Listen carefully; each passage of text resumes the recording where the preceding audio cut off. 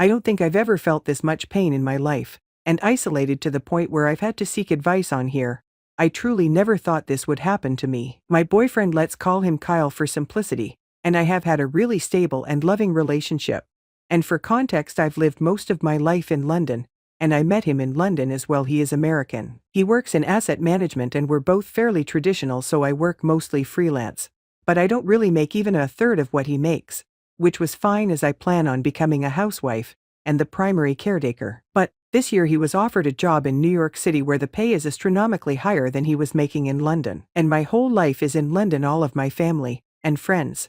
But I knew that this was going to open up doors for him and that we'd be able to buy a home in the future and etc. So, we moved right after Christmas to a really nice flat. Did not realize how expensive rent was here BTW. And because of COVID he works mostly remote, but sometimes he goes in and out of the office. He had his friends, so I realized that I also needed to at least try to befriend someone.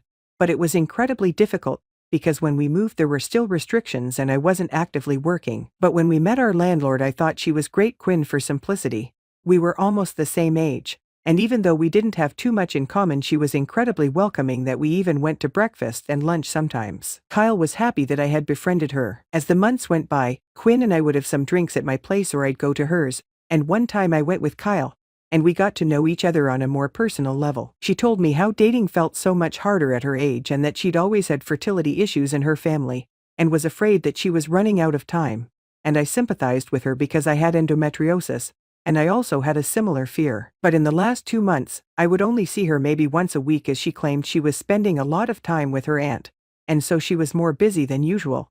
I understood. 2 days ago, while Kyle was at work, I went to check the concierge for a package and I saw Quinn's aunt. I said hi and was polite and we spoke, because I had briefly met her before. I asked her how Quinn was doing since I hadn't seen her last weekend, and her aunt said that she was feeling a bit sick, but it was just morning sickness. I was confused, but I guess my face made her think that I was deeply concerned, and her aunt said that morning sickness is just expected in the first trimester. I was floored, not in an angry way. I was just caught off guard because I had no idea how or when she had become pregnant. In a way, I was kind of happy for her, but I also was slightly sad that she didn't tell me as I thought I was her friend. But I was excited for her, and I sent her a message congratulating her. When my BF came home that night, I revealed to him that she was pregnant and how happy I was for her, and the look on his face. I have never seen anything like that in my life. The color literally drained from his face the way you would picture it happening in a cartoon, and he was almost gaping. I was extremely confused, but he gained his composure and went to shower. I was making dinner, and my mind was racing. I couldn't really focus, but I couldn't pinpoint why. After he showered and I finished cooking, I decided to lay on the bed for a while, because I was feeling horrible. My BF then said he needed to get some really important bills from our mail, and he left quickly. At this point, I felt so horrible, so sick, because something felt ridiculously wrong. The entire atmosphere had shifted and I was completely unsettled. So I waited for him to leave and I followed him. It was all such a blur that I don't even remember walking to her floor. But I saw exactly what I instinctively thought I would. I hid behind the wall. At this point I was about to throw up and they were arguing, and I couldn't even hear what about, because at that point I showed myself before running back to our flat. Kyle came after me, asking me to wait, to hear him out, but I couldn't even breathe. I felt like I was going to vomit and choke at the same time. My throat was so constricted that I couldn't even talk, and he was rambling on about how it happened 2 months ago and it was a mistake. He never intended on hurting me, and he felt terrible. He said that it didn't mean anything, that Quinn literally meant nothing to him, and it was a one-time thing. And he didn't know she was pregnant and he was having a hard time processing that she was even pregnant in the first place. I told him to sleep on the couch, and I practically cried into my pillow all night. It's been 2 days since. I haven't left my bed and I can't eat. It feels like it will just come up, and I haven't been able to speak to him since. He comes to the door and asks me to at least hear him out and give him a chance, and that we can work things out. Quinn sent me a message that I haven't read. I've given up my entire life and moved to a foreign country, and my name is on the lease. If I break it, I can't afford to pay the rest off, and I think what's even worse is that I still love him. I hate him and love him at the same time. But I cannot believe he did this to me. Honestly, my life is over and I do not know if I will ever recover from this. This was incredibly long and I apologize for that, but I honestly do not know what to do next. Top 5 comments. 1. You can definitely leave. You can come back to the UK and leave the whole sorry mess behind you.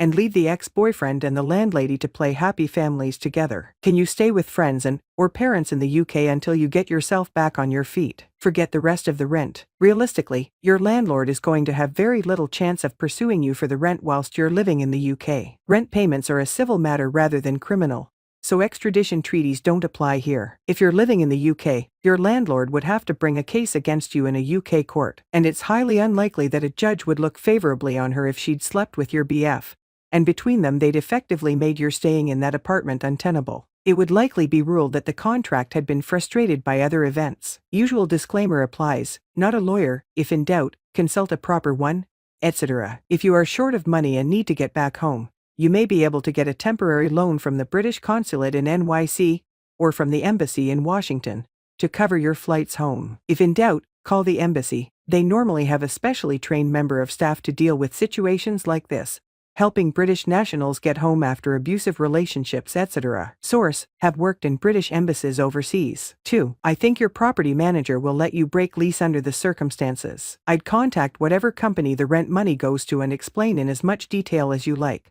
But say you have to break lease because of extenuating circumstances. It'll suck, but you're going to be fine once it's over. Reach out to whoever you can for any support you can muster. Make that jerk pay for a hotel till you leave. Just do whatever you can to take care of you, and get out of there. 3. Just remember one thing: if you decide to stay, Quinn will be always third in your family because she is to be a mother to your boyfriend's child. Think carefully.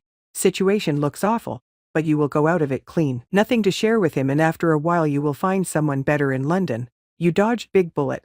This could have happened when you have 2 kids and you stay home mom. You are lucky in this unlucky situation. 4. You get a flight back to London and you leave. If Quinn really is your landlord, I really can't see her coming after you for rent.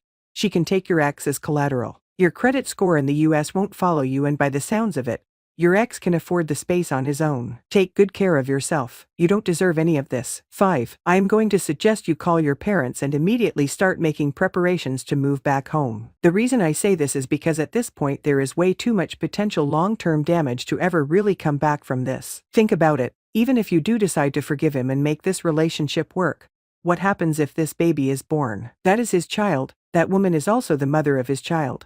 He is going to have to parent the baby or pay child support, and those two will forever be in your lives. A child that isn't yours, a woman that destroyed your relationship constantly there.